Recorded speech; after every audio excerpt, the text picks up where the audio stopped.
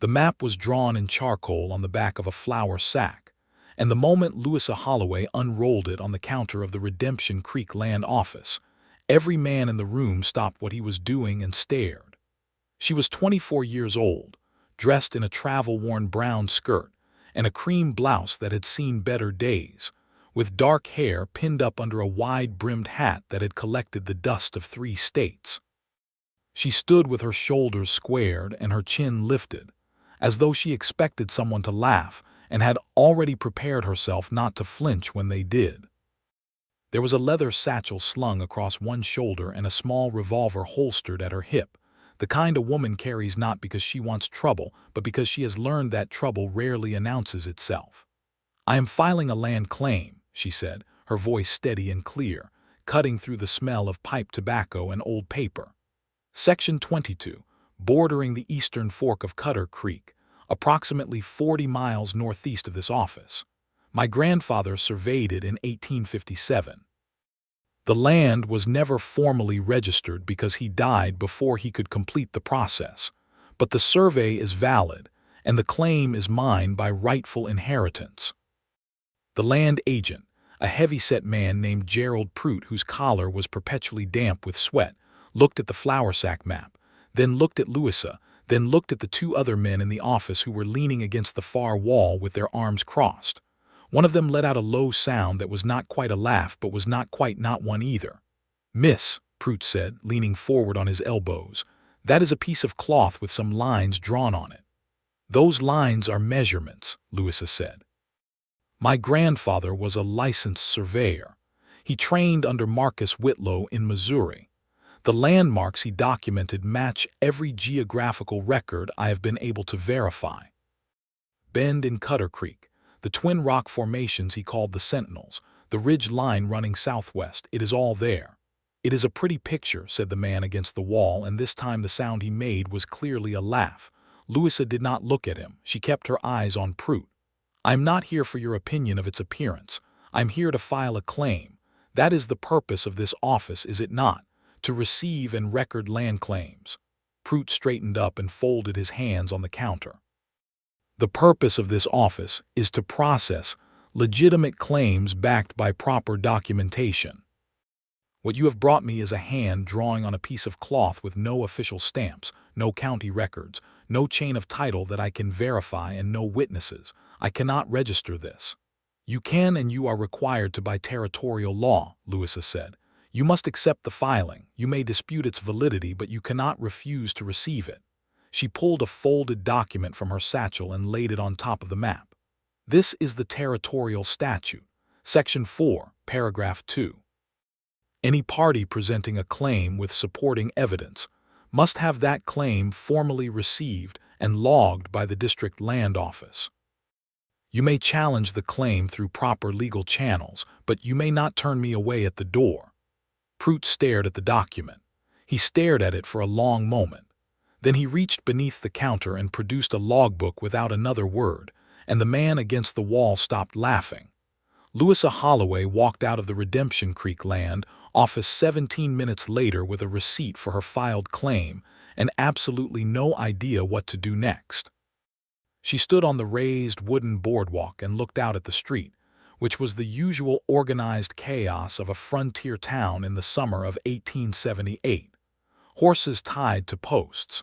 A wagon sinking slightly into the mud from recent rain. The smell of sawdust and manure and something cooking in the hotel kitchen down the block. 2 children chasing a dog. A woman in a yellow dress watching Louisa from across the street with an expression of mild curiosity. The problem, Louisa knew, was that filing the claim was the easy part. The hard part was proving it. The land northeast of Redemption Creek was not empty. It had never been empty. There was a man named Harlan Teague who had been running cattle over that section for going on 6 years. And Harlan Teague had friends in the territorial government and enough money to make problems disappear. He had already sent 2 other claimants packing in the last 3 years, one of them reportedly at gunpoint. The land office receipt in Louisa's pocket was a starting point, but a starting point meant nothing if she could not get out there and prove what her grandfather's map said. and she could not prove it alone. She needed someone who knew the territory. Someone who knew how to navigate 40 miles of open land that included at least 2 creek crossings, a stretch of badlands, and whatever Harlan Teague's men might put in their path. Someone who could read terrain and handle themselves, and most importantly, someone who would actually believe what they were being asked to help with. She had been told, before she left Topeka, that if she made it to Redemption Creek she should look for a man named Wesley Barnett. The person who told her this was an old cattle driver named Silas Poole, who had worked the same stretch of Kansas and Colorado for 30 years and knew everyone worth knowing. "Barnett is a scout," Silas had told her, chewing his tobacco with the deliberate patience of a man who had long since stopped hurrying through anything. "Did work for the Army, does work for ranchers now. He knows that northeast country like the back of his hand, and he is honest, which is rarer out there than water." "Will he help me?" Louisa had asked. "Don't know," Silas had said. "He's particular, but you ask him straight and tell him the truth and he'll give you a straight answer back. That's more than you'll get from most." She found Wesley Barnett at the far end of town, in a stable that smelled of good hay and leather oil and horse, sitting on an overturned crate outside the main doors with a length of tack in his hands that he was methodically working with neatsfoot oil. He was somewhere in his late 20s, lean and long in the way of men who spend most of their life in the saddle, with dark hair that wanted cutting and brown eyes that were steady and unhurried. He had a quality to him that Louisa could only describe as settled. Not lazy, not slow. Just settled the way a tree is settled, rooted in something that doesn't move. He looked up when she approached and set the tack across his knees. "Mr. Barnett," she said. "That's me," he said. "My name is Louisa Holloway. I was told you might be willing to help me with a matter that requires someone who knows the Northeast Territory." He looked at her for a moment, not the way the men in the land office had looked at her, which was the look of men deciding whether to dismiss her. He looked at her the way someone looks at a problem they are genuinely trying to understand. "Sit down if you want," he said, nodding toward another overturned crate. "Tell me about it." She sat down and she told him. She told him about her grandfather, Thomas Holloway, who had come west in the early days of settlement and spent 3 years surveying land in the Colorado and Kansas territories. She told him how Thomas had found the land along the eastern fork of Cutter Creek and believed it to be among the richest soil in the region, with good water and natural shelter and timber on the northern ridge. She told him how Thomas had intended to register the claim, but had fallen ill in the winter of 1857 and died before spring came. She told him how her mother had kept the flour sack map all her life, and how Louisa had grown up hearing about it, and how she had spent the last 2 years trying to verify everything her grandfather had drawn. She told him about Harlan Teague. She told him about the land office. She pulled out the flour sack map and laid it flat on her knees, and he leaned forward to look at it without touching it, just studying it the way a man studies a river before he tries to cross it. When she finished talking, he was quiet for a moment. The stable sounds continued around them. A horse shifted. Something creaked in the rafters. "The Sentinels," he said finally. "Those 2 rock formations he marked there." "Yes, I know them," Wesley said. "Red sandstone about 30 feet high each. There is a dry wash between them that fills up after rain. He has the scale roughly right on this drawing, and the creek bend he shows is exactly where Cutter Creek bends." He paused. "I have ridden through that section maybe a dozen times. It is good land. It is exactly as good as you are saying." Something shifted in Louisa's chest, a small loosening, like a knot that had been pulled tight for a very long time beginning to give. "Most people look at this map and see a piece of cloth," she said. "Most people are not looking at what is on it," Wesley said. "They are looking at what it is made of." He sat back and picked up his tack again and turned it over in his hands without resuming his work. "What is it you need?" "I need to get out there," Louisa said. "I need to document proof that the landmarks on this map are exactly where my grandfather said they were, and that the survey measurements are accurate." If I can produce that, combined with the original filing and my grandfather's documented credentials, I have a legal basis to challenge Teague's occupation of the land. My claim was received and logged this afternoon. Teague's not going to be happy about that. No, she agreed. His men patrol that northeast section regularly. You'll be on land he considers his the moment you cross Arrowhead Ridge. I know. Wesley was quiet again. He set the tack down entirely and looked at her. Why do you want it, the land? You don't look like a rancher. It was an honest question, and she gave it an honest answer. Because my grandfather believed in it, she said. He spent 3 years of his life in this territory, and he died believing that this land was going to be something. He never got to prove it. My mother kept this map her whole life. She died last winter. Louisa looked down at the flour sack map in her lap. I am the last one. It is the only thing left of what he built, and I want to make it real. I want to do what he could not do. She looked back up. And because the land is legally mine, and I do not believe a man like Harlan Teague deserves to profit from what my family lost. Wesley Barnett looked at her for a long moment. All right, he said. I believe you. I believe it is what you say it is. I'll ride with you. Louisa blinked. She had prepared herself for negotiation, for skepticism, for conditions and counteroffers. She had not prepared herself for someone to simply say yes. Just like that, she said. He almost smiled. I've looked at the map, it's real. You've done your research and you know the law, I know the land. He picked up the tack and returned to his work. Sometimes things are simple. We'll leave at first light if that suits you. There's a rooming house on Elm Street that Mrs. Calloway runs that is safe and decent. Tell her I sent you. Louisa stood up slowly, re-rolling the map with careful hands. You don't want payment terms, or we'll work that out, he said. First, let's see what we're dealing with out there. He glanced up once more. You shoot straight. Straight enough, she said. Good, he said, and returned to his work. She stood there one more second, looking at him. This quiet, settled man who had looked at a flour sack map and seen exactly what it was. Then she turned and walked back through the late afternoon light toward town, and for the first time since she had left Topeka, she felt something that was not quite hope, but was close enough to carry her through the night. The morning came cold and gray, the kind of early summer morning that forgets what season it is before the sun gets up properly. Louisa was at the stable at 5 o'clock with her horse, a steady bay mare named Agnes who had carried her all the way from Kansas. And Wesley was already there with his own horse, a rangy gray gelding he called Dusty, and 2 packed saddlebags that suggested he had thought carefully about what they would need. He looked at her travel kit with the same unhurried assessment he seemed to apply to everything. Canteen, bedroll, rain cover. Yes, yes, and yes, she said. Food for 4 days, 3.5. I was not certain how long the ride would take. 4 days there and back, he said. We'll stop at Miller's trading post at the halfway point, replenish there.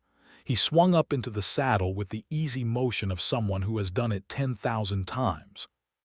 The first part of the ride is open country, no cover. We'll make good time. After Arrowhead Ridge it gets slow. Louisa mounted Agnes and settled her hat. When do we cross into land Teague considers his? Probably around midday tomorrow. We won't be to the actual claim land for another half-day after that. They rode out of Redemption Creek as the sun was beginning to think about appearing, the horses moving at a comfortable trot through the main street and then out onto the open plain that stretched northeast like a promise somebody made and wasn't sure they could keep. The grassland in the early morning was something Louisa had not quite been prepared for, even after everything. It was enormous in a way that paintings and descriptions never quite captured. The sky came all the way down to the ground on every side, and the grass moved in long, slow waves, and there was a quality to the light that made everything feel both very close and very far away simultaneously. Birds she did not know the names of called from somewhere in the grass. The air smelled of earth and distance. She found herself watching Wesley ride. He sat in the saddle with an ease that was almost careless until you looked more carefully and realized there was nothing careless about it at all. He was constantly attentive to everything around them in a way that was so natural it seemed effortless. His eyes moved. He listened. He was fully present in the landscape in a way that most people were not even present in a room. They did not talk much in the first hour, which Louisa appreciated. She was not a woman who filled silence out of discomfort. She had spent enough time alone in the past year that silence felt more honest than noise. But eventually, as the sun climbed and the grassland began to shift, the plains giving way to rougher, more rolling country with stands of cottonwood following the creek lines, he spoke. "Your grandfather," he said. "How old was he when he made the survey?" Louisa thought about it. 43, I think. He came west late by some standards. He had a wife and a family back in Missouri, and he was trying to build something for them. Did he find it before he died? He found the land, she said. He wrote in his letters that he had never seen anything like it, that it felt like something that had been waiting for someone to notice it. She paused. He never got to bring his family out. Wesley was quiet for a moment, watching the horizon. My father tried something similar, he said, not with land claims. He was a cattle driver who kept saying he would save enough to buy his own land. He drove cattle for other men for 30 years. Did he? He saved enough.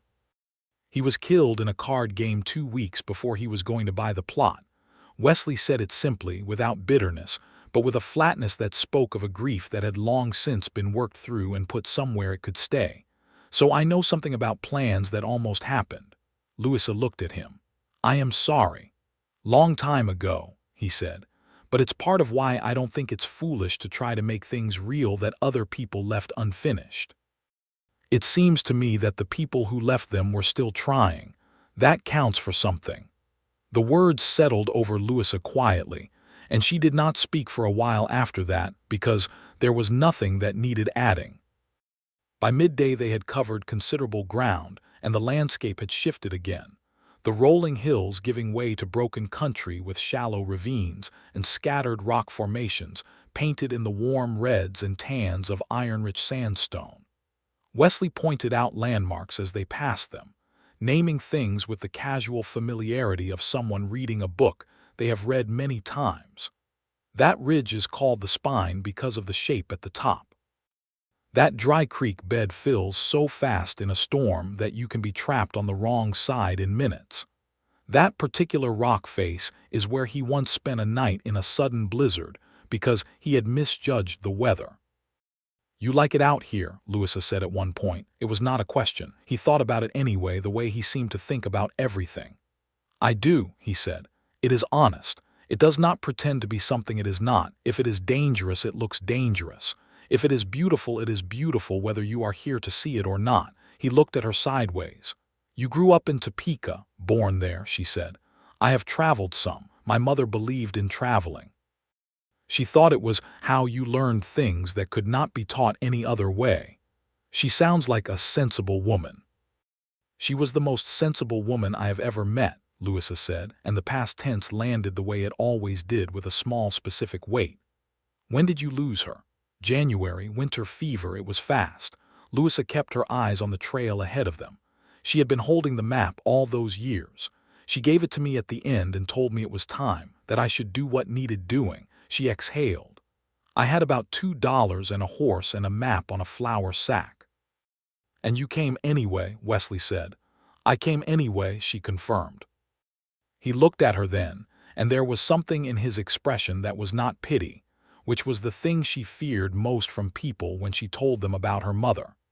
It was something closer to recognition, the look of someone who understands a particular kind of courage, not because they have seen it from a distance, but because they know what it costs from the inside. They camped that night in a shallow draw where a stand of cottonwoods gave them shelter, and a small seep of water was enough to fill both canteens and give the horses a drink.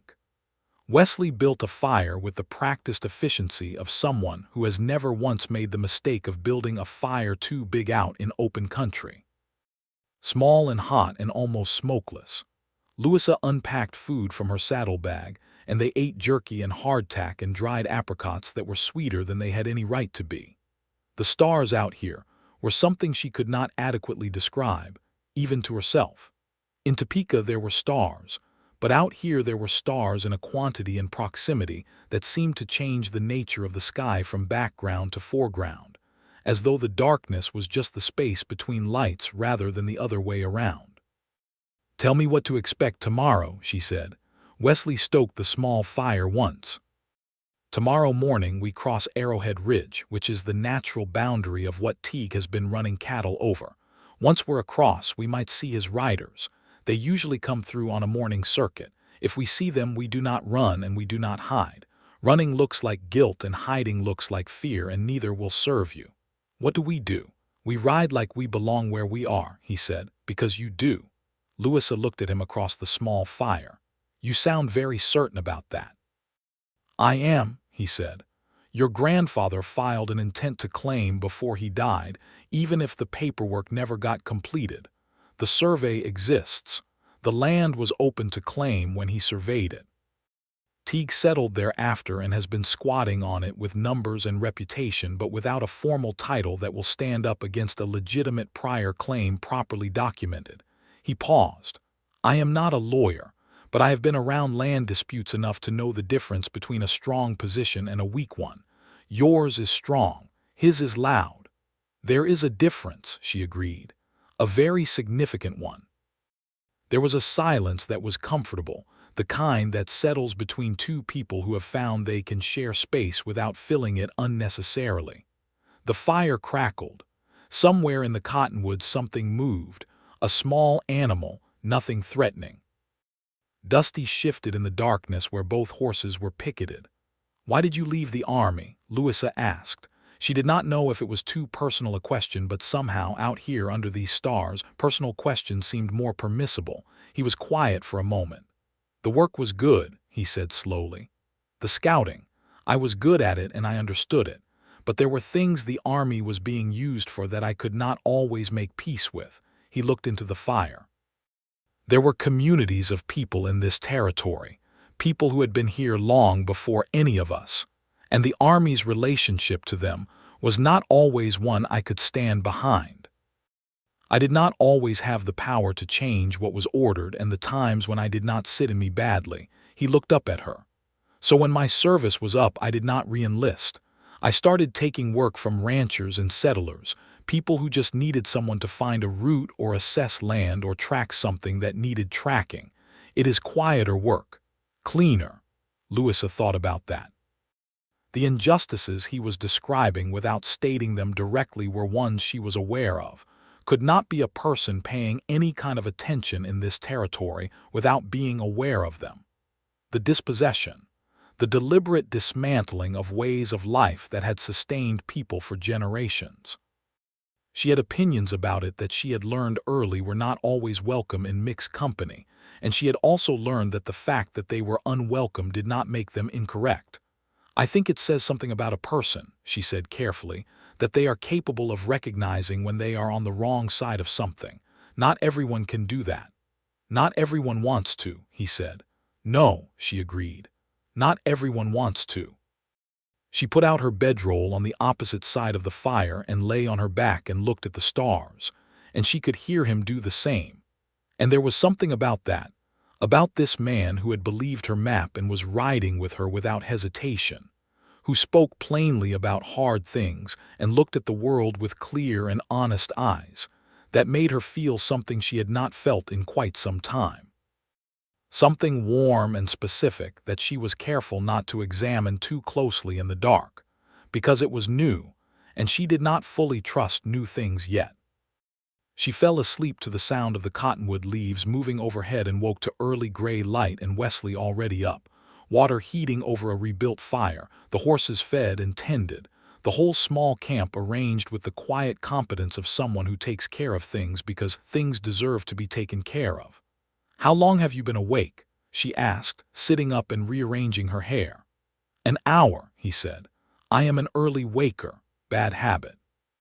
He handed her a tin cup of coffee that was strong and hot, and extraordinarily good considering the circumstances.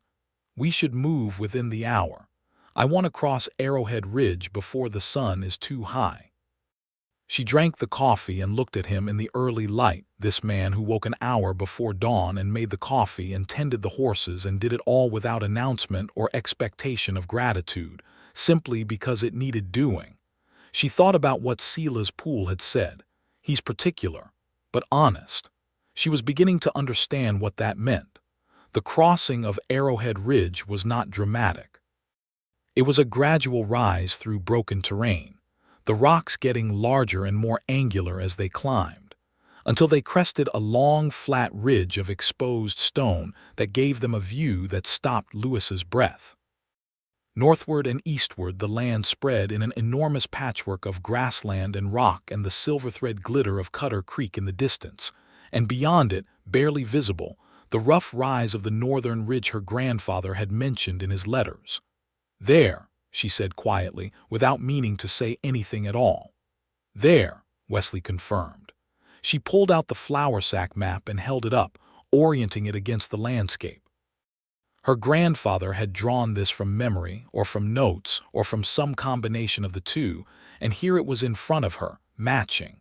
The bend in the creek, the dark line of the ridge, the open middle ground that he had noted for its soil quality. Everything was where Thomas Holloway had said it would be 20 years before Harlan Teague had ever set foot in this territory. Her eyes stung.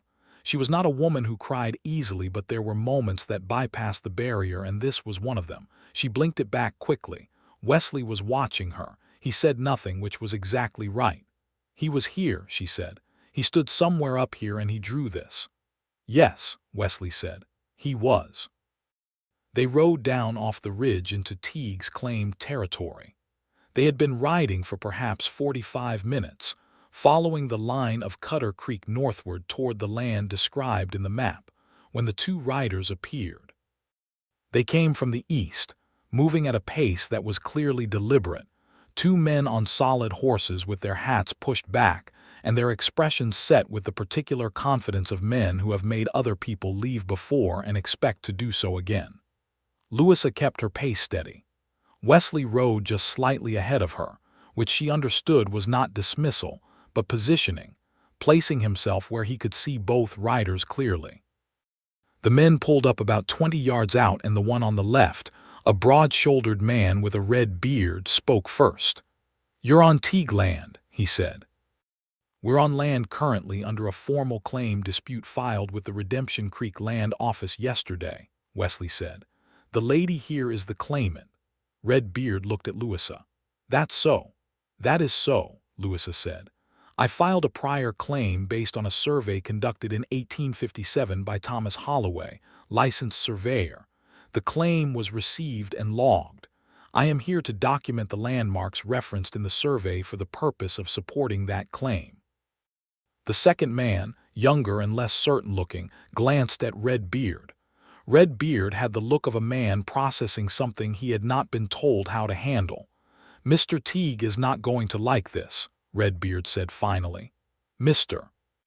Teague is welcome to pursue the matter through the Territorial Land Court," Louisa said, "as is his right. My being here to document the survey landmarks is also my right, as the party of record on a filed claim." "You sound very sure of yourself," Redbeard said, and there was something in it that was not quite a threat but was practicing to become one. "I am sure of the law," Louisa said simply. The pause that followed was the kind of pause that can go several different directions, and Louisa was aware of her hand's proximity to the revolver at her hip without moving it there, and she was aware that Wesley was absolutely still in the saddle in the way that a man is still when he is at his most ready. Redbeard looked at Wesley. "Barnett," he said, with a recognition that was edged with wariness. "Doyle," Wesley said, with the same recognition but without the wariness, the tone of a man who has nothing to be wary about. Something shifted. Whatever calculation Doyle was running arrived at a conclusion, and the conclusion was apparently that this was not the moment. "I'll be reporting this to Mr. Teague," Doyle said. "You do that," Wesley said pleasantly. The two riders turned and moved away east, and Louisa did not exhale until they were 100 yards off. "He knows you," she said. "We've crossed paths. He's not stupid, which is both a good thing and a bad thing. He won't start something he doesn't think he can finish. But he'll report back and Teague will know we're here, which means we have probably until tomorrow morning before things get more complicated. Then we need to move, Louisa said. We need to move, he agreed, and they pushed the horses to a canter.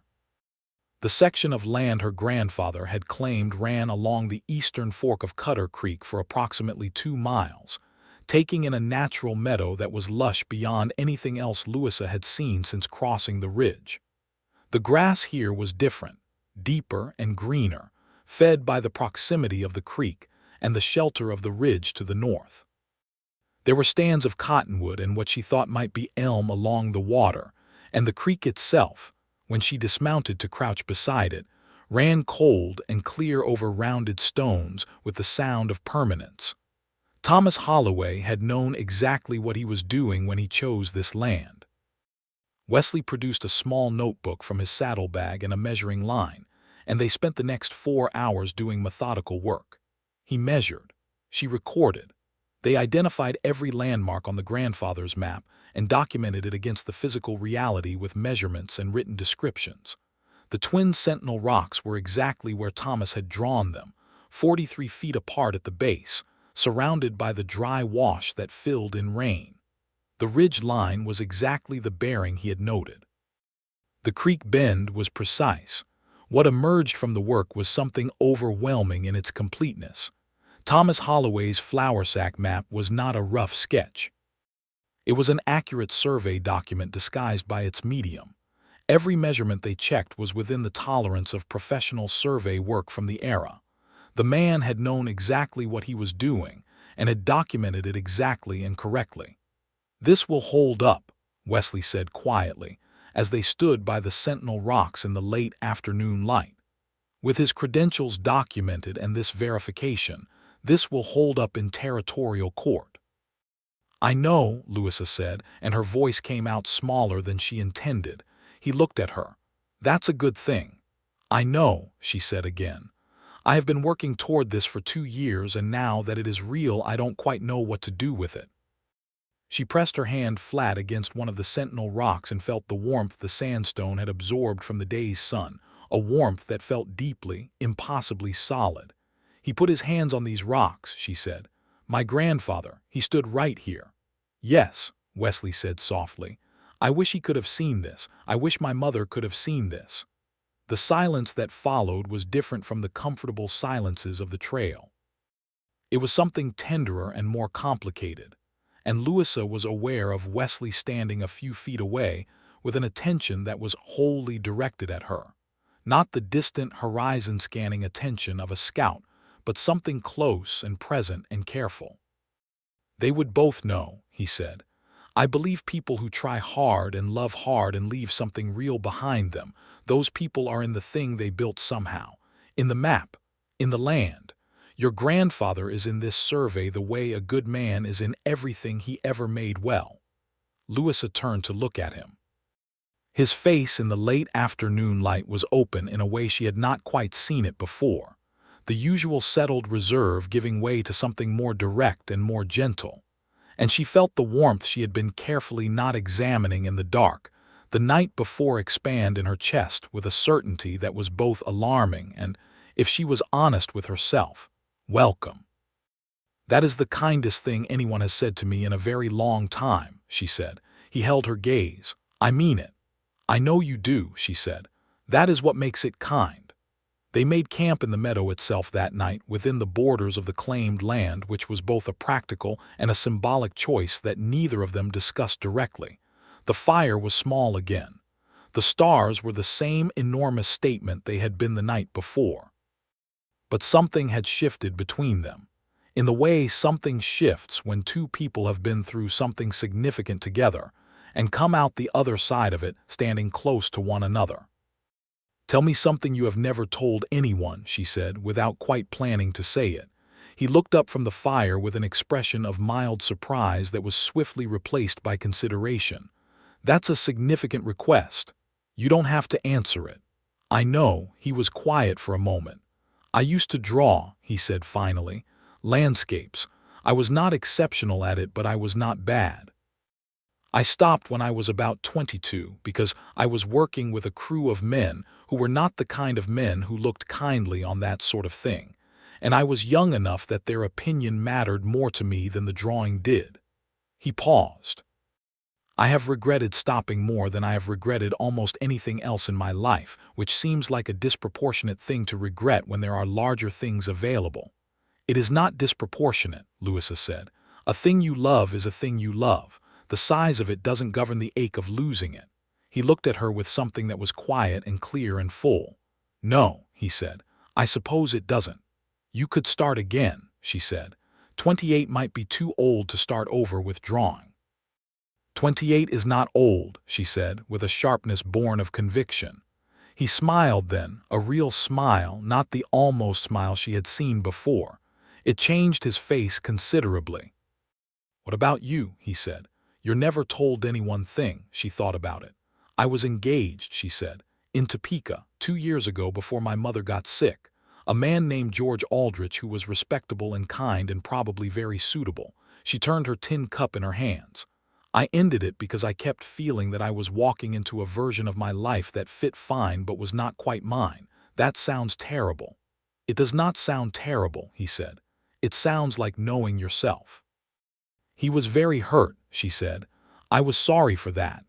"Being sorry for someone's hurt while still knowing your own truth is not a contradiction," Wesley said. "It just means you have a conscience." Louisa looked at him for a moment. "You make a habit of making things very clear," she said. "I try," he said. "Things are usually simpler than people make them. Not always, but usually." She laughed, a small, genuine laugh that surprised her slightly with its own ease. "Most men I have met make a point of making things more complicated than they are."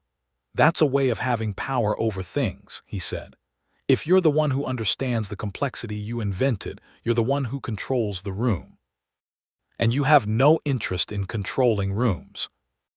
"I have very little interest in rooms at all," he said, gesturing at the open dark and the enormous sky, and she laughed again. And this time the laugh felt like something opening up rather than something escaping. The next morning brought trouble before the dew was off the grass. They were breaking camp, the documentation work done, the notebook full of measurements and Louis's written record of every verified landmark, when 4 riders appeared from the northwest moving fast. Not at the careful, deliberate pace of Doyle and his companion the day before, but with the urgency of men who had been sent with specific instructions. The man at the front was not someone Louisa recognized, but she recognized the type. He was perhaps 50, heavyset but not soft, with the bearing of a man who was accustomed to the world organizing itself around his wishes. He wore a good hat and expensive boots, and he rode a bay that cost more than most men's annual wages. "Harlan Teague." "Barnett," he said, pulling up 10 feet away. "I thought you were smarter than this." "Morning, Mr. Teague," Wesley said, with a calm that was entirely genuine. He was standing beside Dusty with one hand on the horse's neck, unhurried. "Miss Holloway has a filed land claim on this section, and we are here documenting the survey evidence." "Everything is by the book."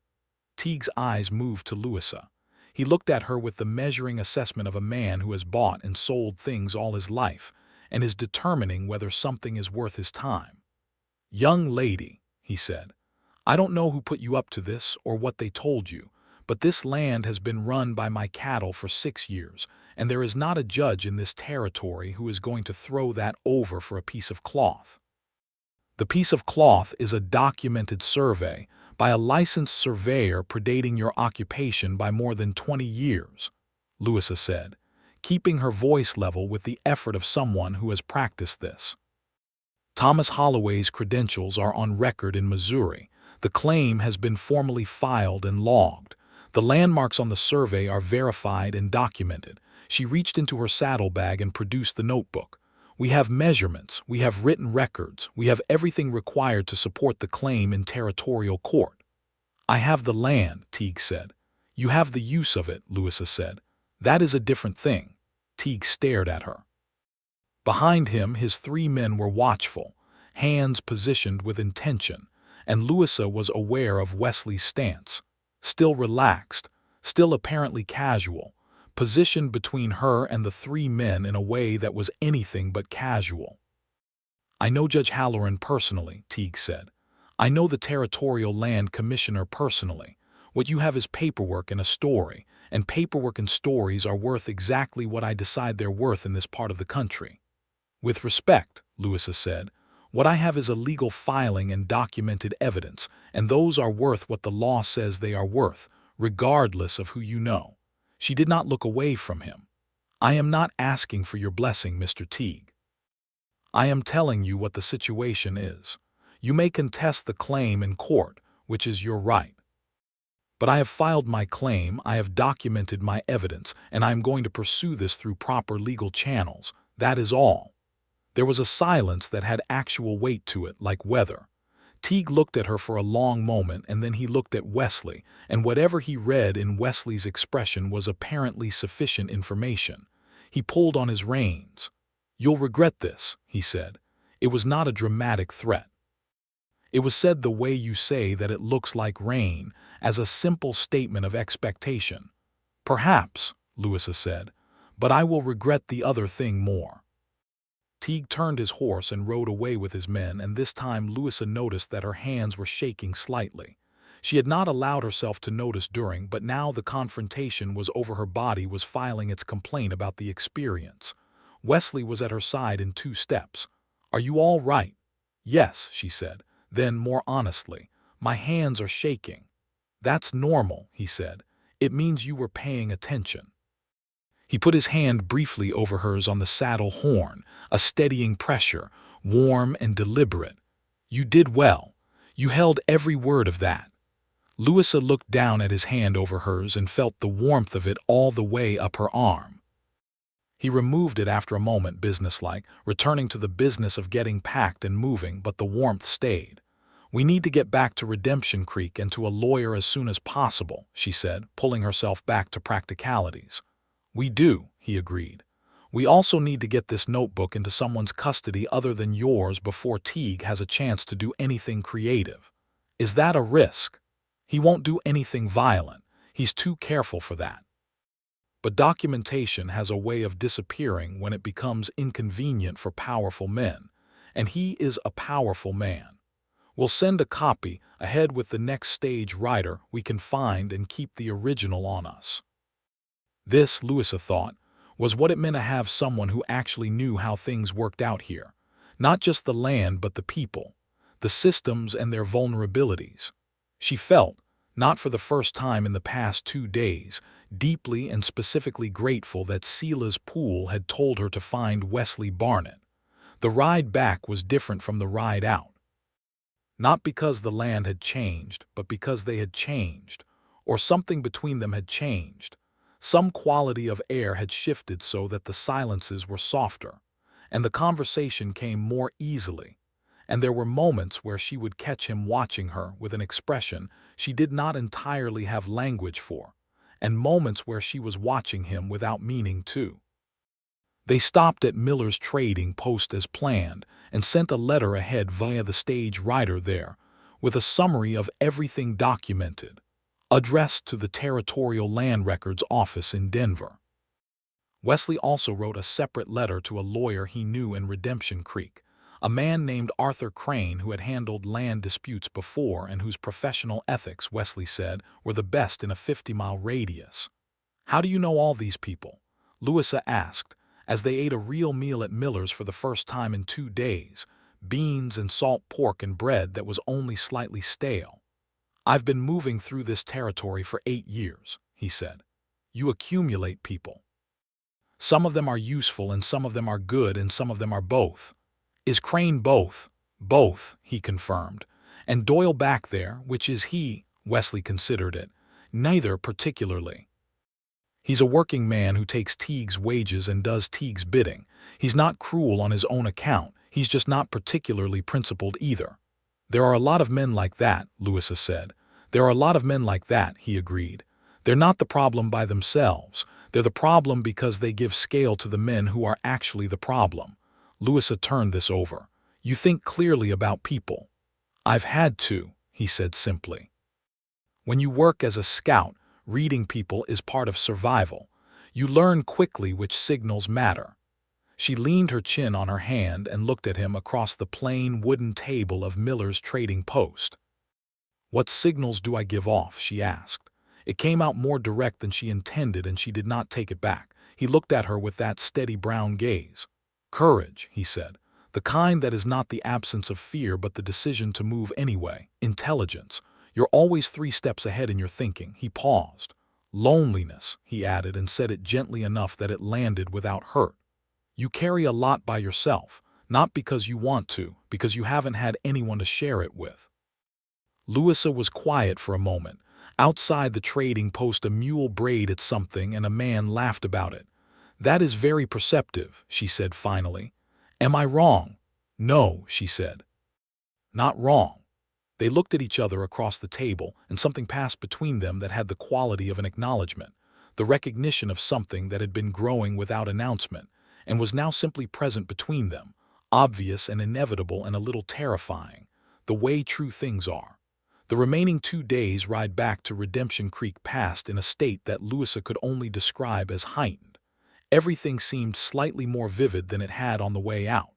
The colors of the landscape, the quality of the air, the sound of the horses and the creak of the saddles, and the particular way Wesley would sometimes point out something on the horizon before she had noticed it, and the way it felt to follow his pointing and find there a hawk, or a change in the weather, or the glint of a distant creek. They talked more freely, filling in more of each other's histories. She told him about her childhood in Topeka, the specific texture of growing up in a house run by a woman like her mother, independent and warm and fiercely curious about everything. She told him about teaching herself to read survey maps from her grandfather's textbooks, which she had found packed in a trunk in the attic, and which had shaped her understanding of how land could be described and known. She told him about the 2 years between her mother's death and this journey, the months of research and letter writing, and slowly building a legal case from almost nothing. He told her about his years with the Army, some of the good parts and some of the hard parts with equal measure. He told her about the friend he had lost to a fever in a camp in the territories, a young man named Jacob who had been the kind of person who makes everything around him more alive, and how that loss had taken something out of him that the years had slowly, imperfectly replaced. He told her about the first time he had navigated by stars alone, a boy of 15 following his father across open country at night, and how something about the experience had settled into him like a foundation stone, a knowledge of his own capability, and of the world's reliability that nothing had entirely shaken since.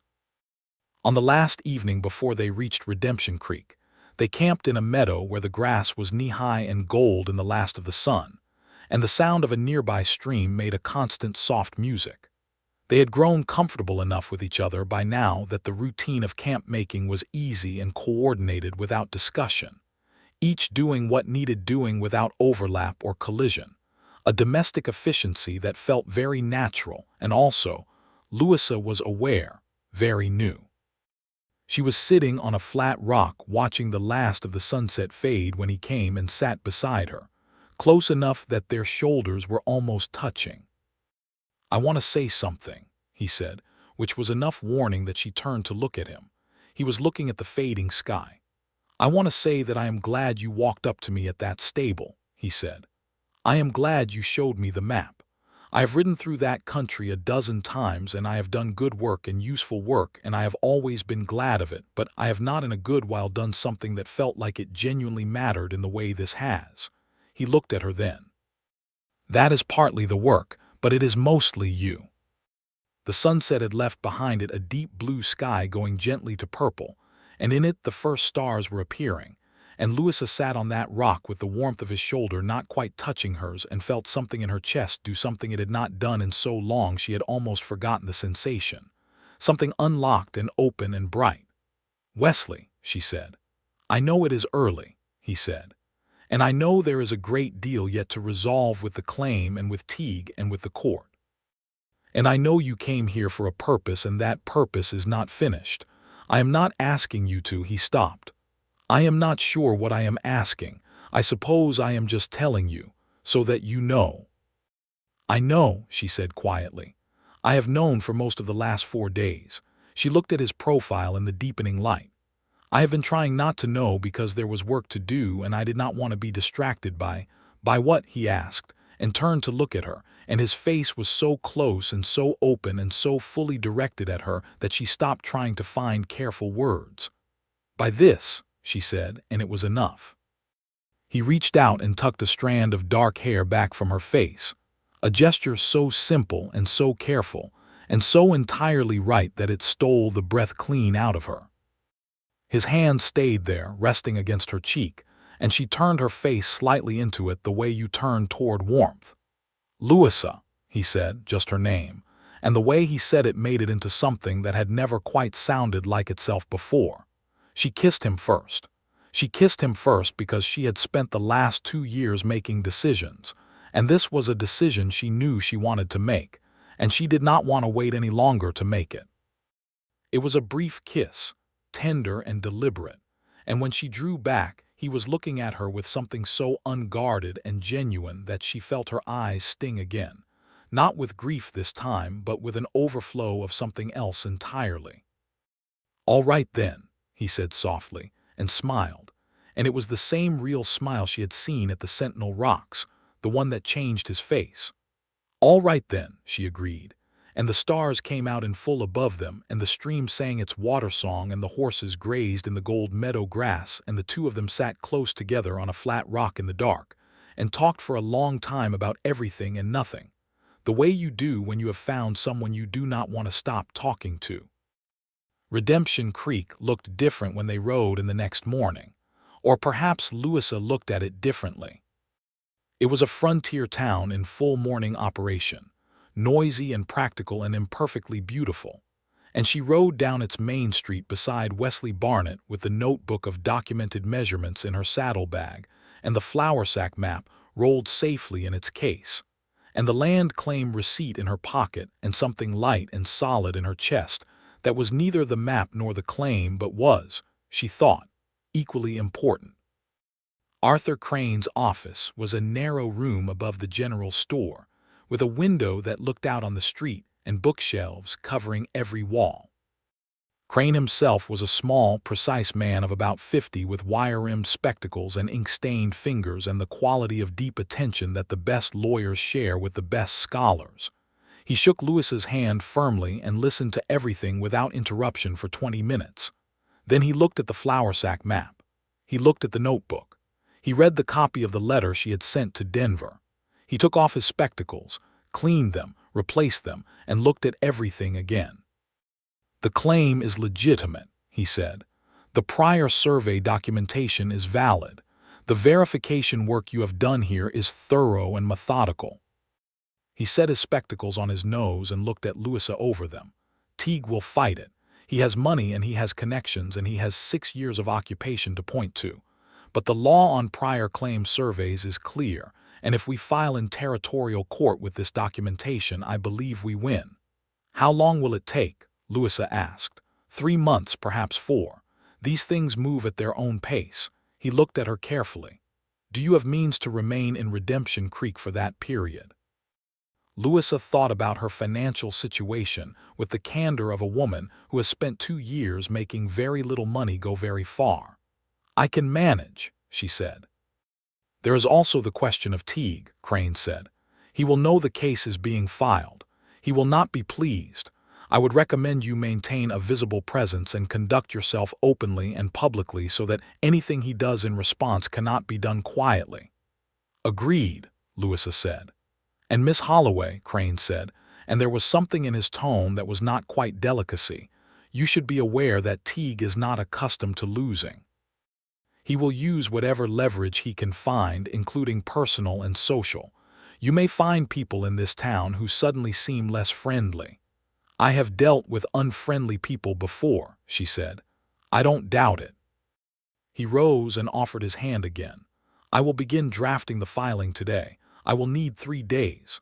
Louisa shook his hand and walked out into the morning, and Wesley was leaning against the wall outside with his arms crossed and his hat tipped back, and when she came through the door he straightened up and read her expression.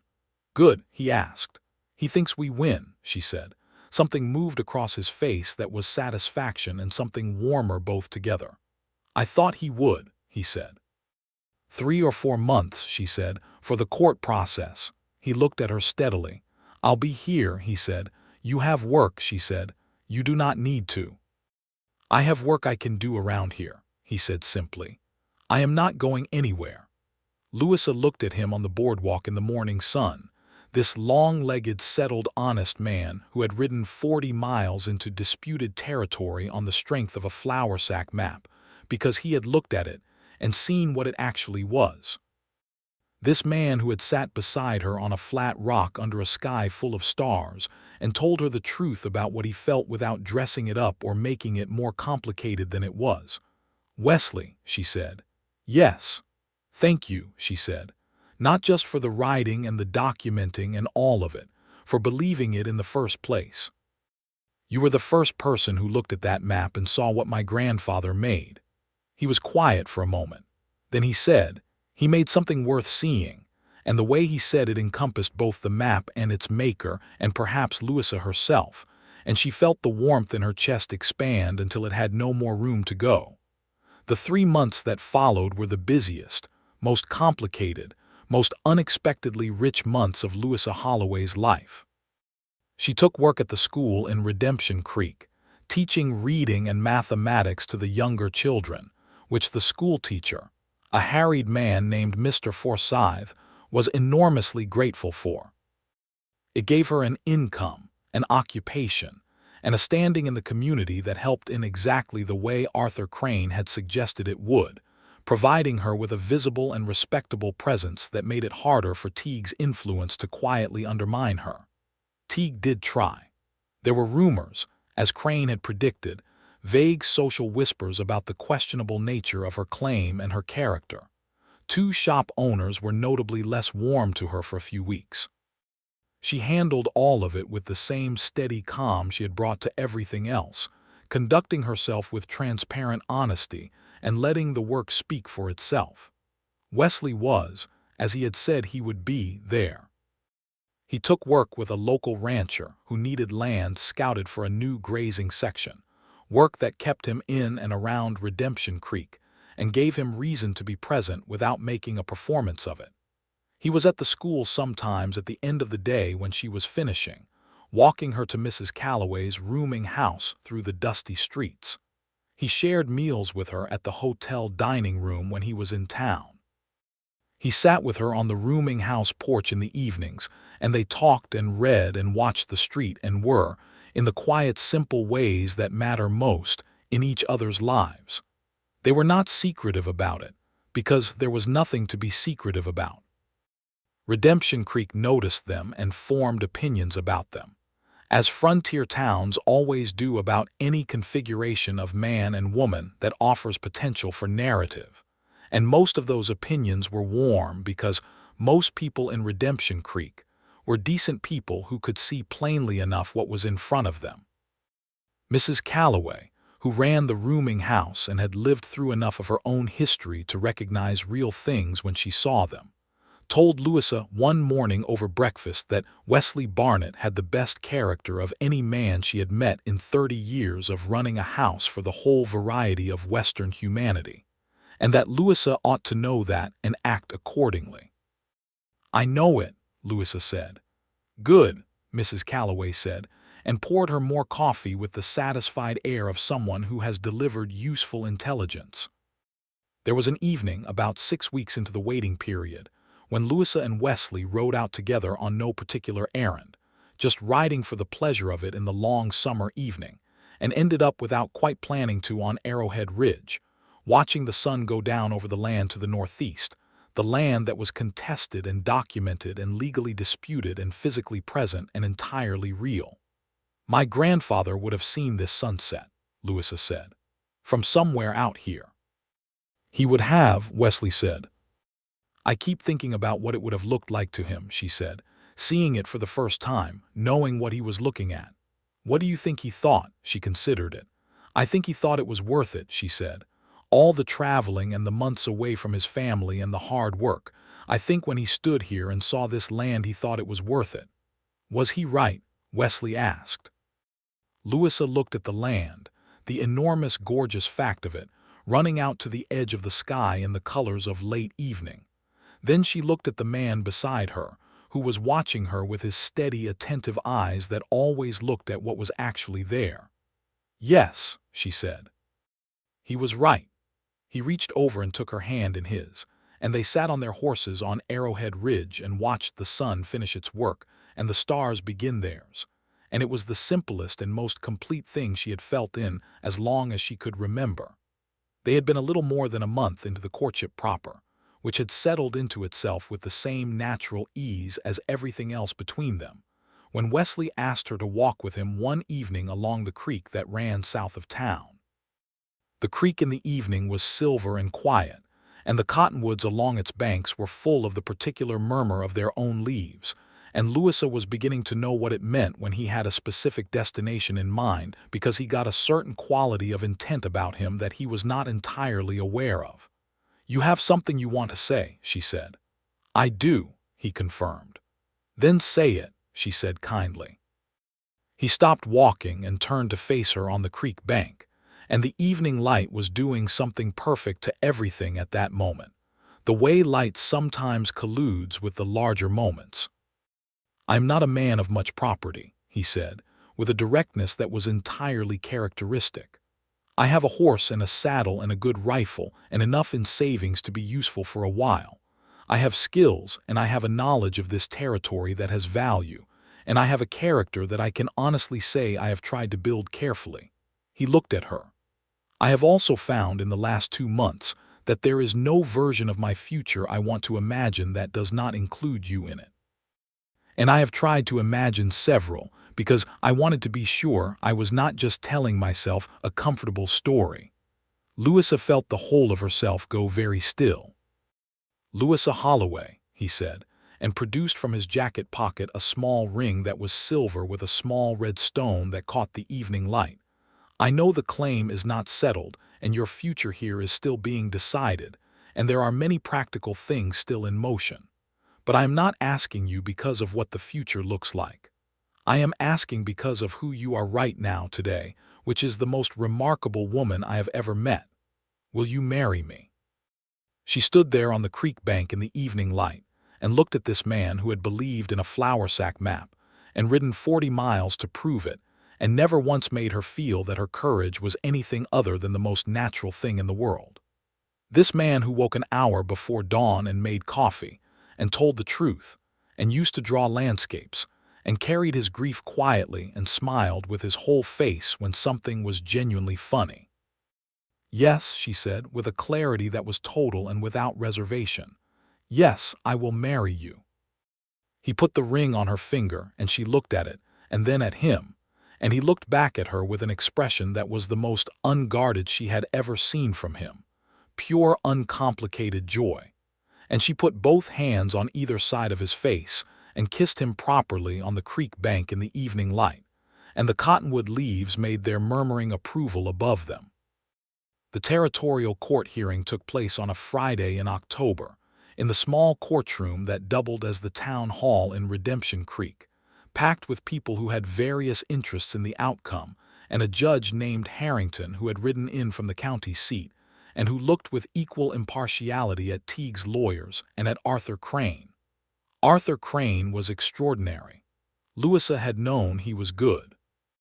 She had not entirely known how good until she watched him lay out the case with the methodical precision of someone who has constructed a structure so sound that the opposition's attempts to find weakness in it are themselves instructive about its strength. Thomas Holloway's credentials as a licensed surveyor, documented from Missouri, the flour sack map with all its verified landmarks, Wesley's testimony about the accuracy of the documented survey, given with the calm authority of someone who has known the land in question for 8 years, the notebook of measurements, the letter on record in Denver, the original filing receipt, Teague's lawyers' argued occupation and investment.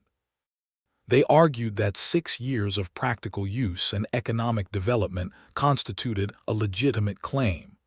They were not without skill, but they did not have Thomas Holloway's survey, conducted 21 years before Harlan Teague's first cattle had ever crossed that land.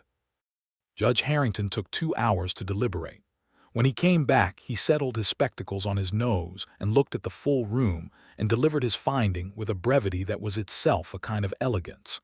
The claim of Louisa Holloway, being founded on a prior and legitimate survey by a licensed surveyor predating all subsequent occupation, was valid. The land described in the survey was hers by right of prior claim. Harlan Teague was required to vacate the disputed section within 60 days. Teague's cattle operations on the claimed land were to cease immediately. Teague sat very still when the ruling was read. He was a man who had been told no, probably, fewer times than most, and the experience clearly did not sit well. But he sat still and he nodded once and he did not do anything dramatic, which confirmed what Wesley had said about him not being the kind of man to make a scene he could not control. The room was not still. The room erupted with the sound of people who have been watching something difficult and uncertain resolve itself cleanly. Louisa sat at the plaintiff's table and felt the sound wash over her and looked down at her hands, at the silver ring with the red stone, and felt something complete. Not finished, because the land was still to be developed and the future was still entirely ahead of her, but complete the way a long journey feels complete when you reach the place you were going. The way a sentence feels complete when the last word is right. Wesley was in the row behind her and she turned and he was already looking at her, and the expression on his face was the one she loved most, the open, undone one, the one that had no reserve in it at all. She reached back and he took her hand over the gallery railing and held it. They were married 3 weeks later, on a Saturday in November when the light was low and golden, and the cottonwoods had gone the color of coins.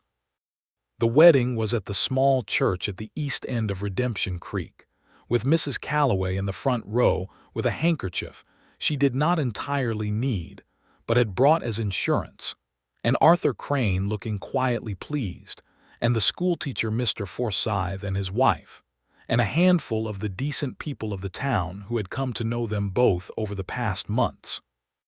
Louisa wore a dress of deep blue wool that she had made herself over the preceding weeks because she could not find one in the shops that felt right, and her dark hair was pinned up with a few late-season wildflowers that Mrs. Calloway had found from somewhere. She walked into the church under her own escort because there was no one else to do it, and she had always been perfectly capable of escorting herself. And when she came through the door and saw Wesley standing at the front in a clean dark jacket with his hat in his hands and his face entirely undone the way it got when he was most himself, she walked toward him without hesitation. The Reverend spoke words that were simple and true, and neither of them was able to quite keep the feeling off their faces during any of it. When the Reverend said Wesley Barnett may kiss his bride, Wesley put both hands on either side of her face, the way she had done on the creek bank, and kissed her gently and thoroughly, and the small congregation made sounds that in a church are considered appropriate expressions of communal joy. They spent their first night at the hotel in Redemption Creek, which seemed impractical given that the land was theirs now and there was a house to be built, but also seemed exactly right because there were times when the right thing and the practical thing are not the same, and this was one of those times. In the morning, they rode out together to the land along the eastern fork of Cutter Creek. The November meadow was different from the summer meadow, quieter and more muted, the grass gone to gold brown, the creek lower and slower, the sky high and pale. The Sentinel rocks stood in the dry wash exactly as they always had and always would, 43 feet apart, warming slowly in the morning sun. They stood together at the edge of the meadow where the eastern ridge gave a view of the whole sweep of the claim land. 2 miles of it.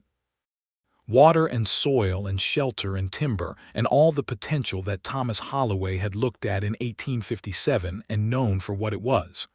"Where do you want to build?" Wesley asked. Louisa looked around. She had thought about this more than she had told anyone, probably for years without quite admitting that she was thinking about it.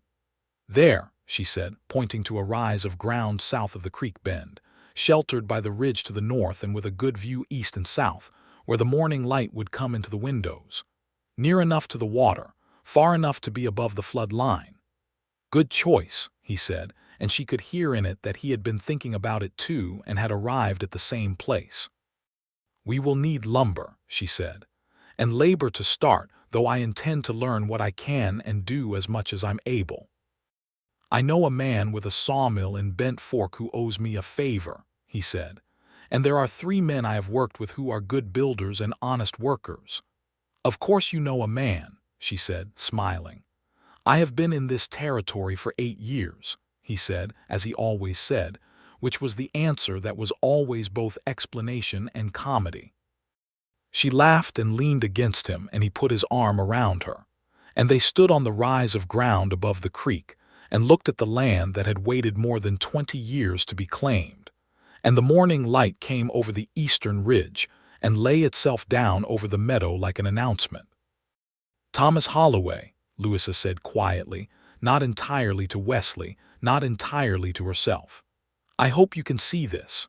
The wind moved through the dry grass with a sound that was almost language. They broke ground in early spring, when the earth was thawed and workable, and the creek was high with snowmelt and the meadow was returning to green. The 3 men Wesley had engaged arrived with tools and knowledge, and a work ethic that impressed even Louisa's demanding standards, and the house began to rise from the ground with the satisfying irreversibility of something that is truly being built. Wesley worked alongside them every day. He was, Louisa discovered, an exceptionally competent builder in addition to everything else, hands and tools both familiar. The physical intelligence that scouts developed applied to joinery and framing with the same natural ease he applied to everything physical. She worked alongside him when she could and learned what she could, and was not too proud to ask questions or admit when something was beyond her current skill. They slept in a tent on the land during those building months, which was colder and harder and more wonderful than it had any right to be. The 2 of them in the small warmth of their own making, while the house took shape around them day by day. By May the walls were up and roofed, by June the floors were laid, and by July they moved into a house that smelled of fresh-cut timber and new plaster and the particular hopefulness of things just made. That evening, in the house that was now their home on the land that was now truly theirs, Wesley unpacked from the bottom of one of his saddlebags a small sketchbook and a set of graphite pencils. Louisa looked at them. "You bought those," she said. "I did," he said, a little self-consciously, which was a quality she had learned was reserved for the things he cared about most. "Good," she said firmly, with the same tone she had used on Arrowhead Ridge when she had told him that 28 was not old. "You should draw this, all of it, put it in those notebooks. 20 years from now someone should be able to look at your drawings and know exactly what this land looked like when we built on it." He looked at her, and the expression on his face was the open, undone one, the one she loved best. "That is," he said, "an excellent idea." He began to draw that evening, sitting on the porch of the new house in the long July light, looking out across the meadow toward the Sentinel Rocks, and what emerged from his pencil had a quality that made Louisa stop beside him and catch her breath. He was good. Genuinely, clearly good, in the way that is not about technical polish, but about seeing truly and putting down what you see without distortion, the same quality that had made him look at a flour sack map and see exactly what it was. "Wesley," she said. "I know," he said. "It's been a while." "It is wonderful," she said. He looked at it and then looked out at the landscape it depicted. "I used to think I stopped too early to ever get it back," he said. "You didn't," she said. "No," he said and smiled. "I didn't." The land along the eastern fork of Cutter Creek thrived under their hands and their care. Wesley's knowledge of the territory made the decisions about cattle and crops and water management ones made from knowledge rather than guesswork. Louisa's intelligence and organizational capability, an absolute refusal to be defeated by difficulty, made the practical business of running land in the 1870s and 1880s a functioning enterprise rather than a struggle. They were a partnership in the most complete sense, two people whose different capabilities and similar values made a whole considerably more capable than its parts. Their son was born in the spring of 1880, a healthy and emphatically vocal boy whom they named Thomas, after the man who had surveyed this land in the year 1857 and made everything that followed possible. He arrived early on a Tuesday morning in April when the meadow was full of new grass, and the creek was running high, and the cottonwoods were putting out their first leaves in pale and tentative green. Wesley held his son for the first time with an expression that Louisa would carry for the rest of her life. A man who had lost much and built carefully, and now held something irreplaceable in his large, capable hands, undone by it in the best and most complete way. "Thomas," Wesley said, to the baby and to the heir, and perhaps to the man whose name the baby now carried. "Thomas," Louisa confirmed, and reached out and put her hand over both of Wesley's hands and the baby's sleeping face, and the three of them were still in the morning light. 2 years later a daughter arrived, a girl with her father's brown eyes and her mother's particular quality of attention, whom they named Clara after Louisa's mother. And then 3 years after Clara came another son, James, who had red hair from some ancestor nobody could identify and laughed before he could walk with a thoroughness that delighted everything around him. The house had grown by then, added rooms and a proper kitchen and a porch that ran the full length of the south side, and in the evenings the family sat on that porch and looked out across the meadow that Thomas Holloway had surveyed and his granddaughter had fought for and proved. And the land did what good land does, which is to simply be present and generous and complete. Wesley continued to draw. His sketchbooks filled with the land in every season and weather, the sentinel rocks in snow, the creek in flood, the meadow in summer gold, the northern ridge in the blue-gray of winter. He drew his children and his wife with the same true-seeing quality he brought to everything, and the collection of those drawings became something that was part of the house the way the timber and plaster were part of it. There was an evening in the late 1880s, a warm autumn evening, when Louisa was sitting at the kitchen table with the flour sack map spread flat in front of her. She had taken it out of its case, which she did only occasionally and with great care, because the charcoal was fading slightly and the cloth was growing delicate with age. She was looking at it the way she had always looked at it, with the particular attention of love and inheritance. Thomas, who was 9 and had inherited his mother's curiosity and his father's steadiness in a combination that was already promising, came and leaned on the table beside her and studied the map with the focused attention of a boy who takes things seriously. "That's where we live," he said, pointing to the section of the map that showed the eastern fork of Cutter Creek. "That's where we live," Louisa confirmed. "Your grandfather drew it." "My grandfather drew it," she said. "His name was Thomas, like you."